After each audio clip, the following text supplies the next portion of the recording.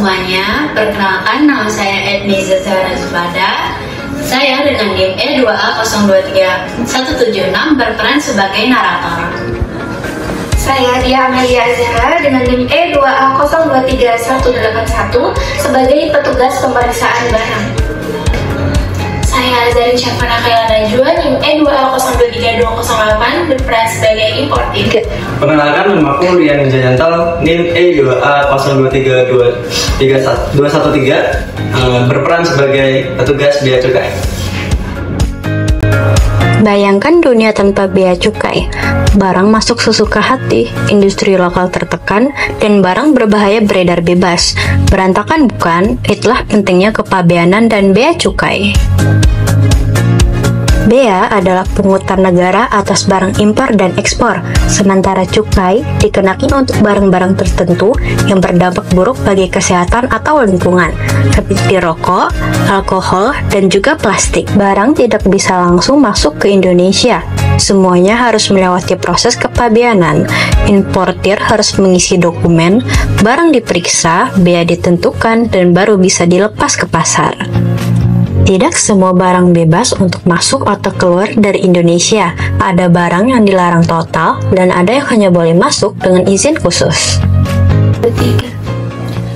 Baik, sebelumnya kita akan memasuki pengertian dari kepabeanan dan bea cukai. Jadi, kepabeanan ini adalah sistem pengawasan lalu lintas barang lintas negara. Dan sedangkan bea cukai adalah lembaga yang mengawasi proses tersebut. Jadi mereka ini bertugas untuk memeriksa barang, menetapkan bea masuk, dan juga mencegah penyelundupan dari barang-barang tersebut.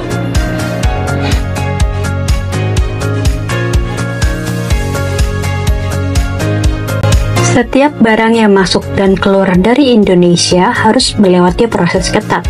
Di baliknya, ada sistem kepabeanan dan lembaga bernama bea cukai. Seperti apa praktiknya? Mari kita lihat lebih dekat.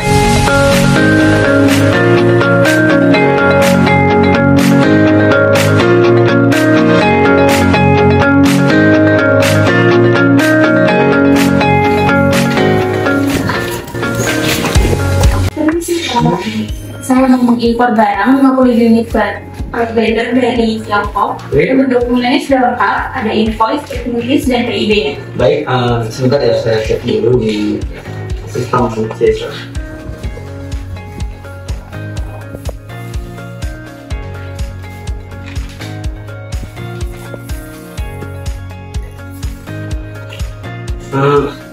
Barang Anda ini masuk jalur kuning ya, artinya itu dokumen sebenarnya sudah lengkap, tetapi nanti akan ada pemeriksaan barang lebih.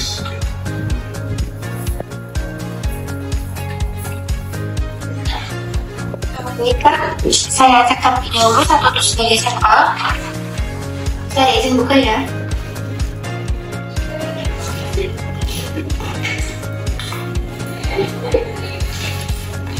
Oke, karena barang sesuai deskripsi, maka barang ini lolos. Oke, baik. Untuk bea masuknya ini 10% ya. Terus ditambah PPN, tambah PPH juga PPH. Mungkin silakan bayar ke sistem. Semua dokumen diperiksa secara elektronik lewat CAESI. Barang dengan nilai tinggi bisa masuk jalur pemeriksaan merah, sedangkan barang yang lengkap bisa langsung hijau. Ini sudah saya bayar melalui eBay. Oke, baik, sebentar ya. Oke, untuk barangnya tuh tadi udah clear ya, bisa diambil di distribution. Terima kasih, Pak.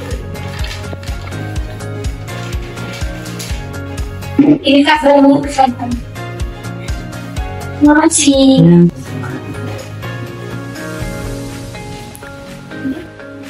Barang kiriman atau just tip, jasa titip sering disalahgunakan. Padahal, batas bebas bea masuk hanya sebesar 3 juta rupiah. Di atas itu, wajib lapor dan bayar. Baik, untuk area yang selanjutnya bisa datang ke sini. Permisi Kak, bisa saya cek terlebih dahulu kapalnya? Hai.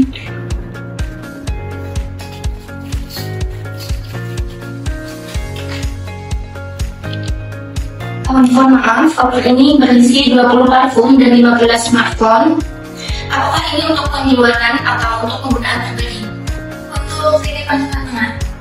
Baik, karena ini termasuk barang minuman dalam jumlah yang komprehensif, Ibu harus lapor dan juga bayar biaya masuk karena nilainya di atas 3 juta. Baik.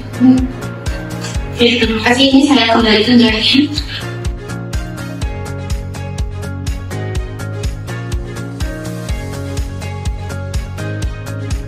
Bea Cukai juga berfungsi sebagai garda terdepan perlindungan masyarakat. Narkoba, senjata dan barang bajakan sering disita saat masuk Indonesia. Maaf Ibu ya, untuk barang ini tuh ilegal dan melanggar undang-undang cukai. Mungkin maaf barang ini di Indonesia.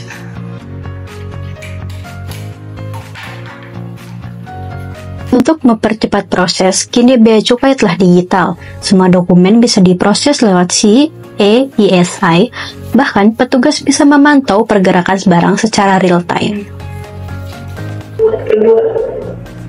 Ayo patuhi aturan kepabeanan. Gunakan barang legal. Dukung ekonomi Indonesia dengan mematuhi aturan bea cukai. Karena kepabeanan dan bea cukai bukan hanya tentang pajak, melainkan mengenai perlindungan bangsa dan kedaulatan bangsa. Jadi, jadilah bagian dari masyarakat yang taat dan cerdas mengenai kepabeanan dan bea cukai. Sampai jumpa.